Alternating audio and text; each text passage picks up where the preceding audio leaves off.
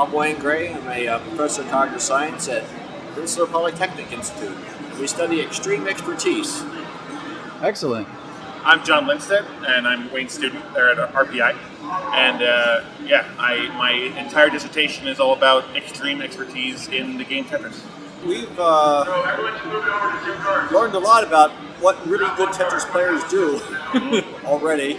Our game is a little different, and that's been the biggest surprise for me is these extremely good players are very sensitive to small differences in the game. And I programmed a version of this game from the ground up using Python. And did my best, followed the Tetris Wikia and all that. I've missed some beats, and these guys are super in tune to their game. And you know that about extreme skill, but it's great to see it. It's really cool to see these guys saying, the next box is slightly too far away, so I know my eye movement patterns are totally different. They know their stuff. So. Yeah, I also think it's the case what we're seeing at our folks at home. They're still going through Tetris has a very long stage in what we would call perceptual learning, where you look at a configuration, you just know what to do. You know what needs to go there. You recognize familiar problems and things like that. And there's literally tens of thousands of patterns in Tetris that really good players, these guys, have down. And when they talk to us about what it is they're doing, it's really much more strategic than the 100,000, 200,000 point players that we're used to dealing with. The game has so many layers, and I think Jonas himself described it best as layer 1 is considering the piece that you have. Yeah. Layer 2 is based on what you have, what should you do with the next piece. But then layer 3 is based on the next piece, do I have to create a plan B for the piece that I'm playing with? And he said he only knows that he's really ready to win the championship if he's in stage 3. It's funny because we've actually postulated there would be these 3 levels because they're sort of the obvious ones when you have a one-piece preview. But Jonas is the first person we've seen to actually do it. Yeah. And do it comfortably. That's the real key, is that you can start to train yourself on this, but eventually you compile your knowledge into something that's usable without a lot of effort.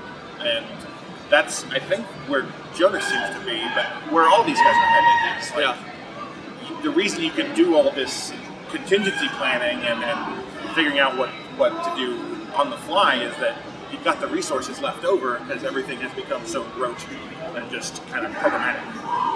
One thing I think I'm noticing, what do you think?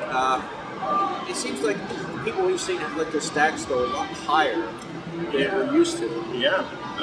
They're much more in command of the,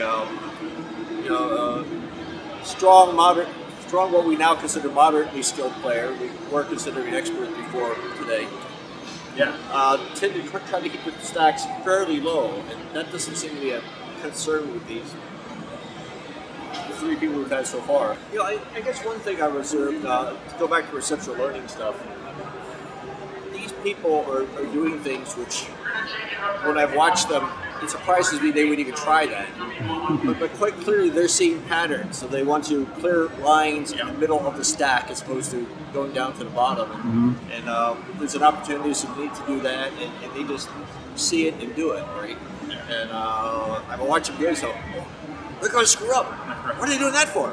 And it's quite clear they know what they're doing that for. I have no idea what they're doing that for, but it works. They're fairly willing to plug the well, for instance, and that terrifies me as an intermediate player. But for them, they just know what's up.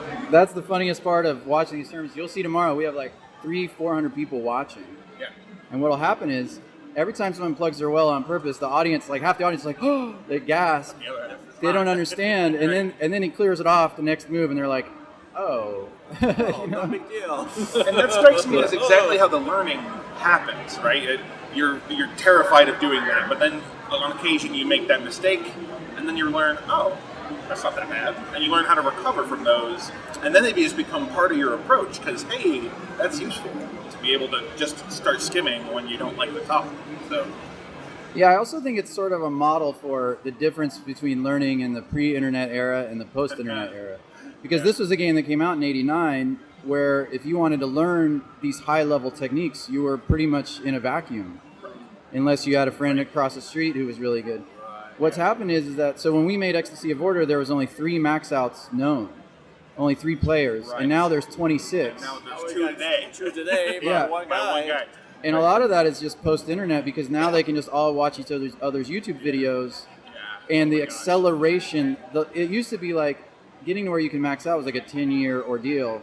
Now we've had people who've done it within 1 year because they have access to the game tapes.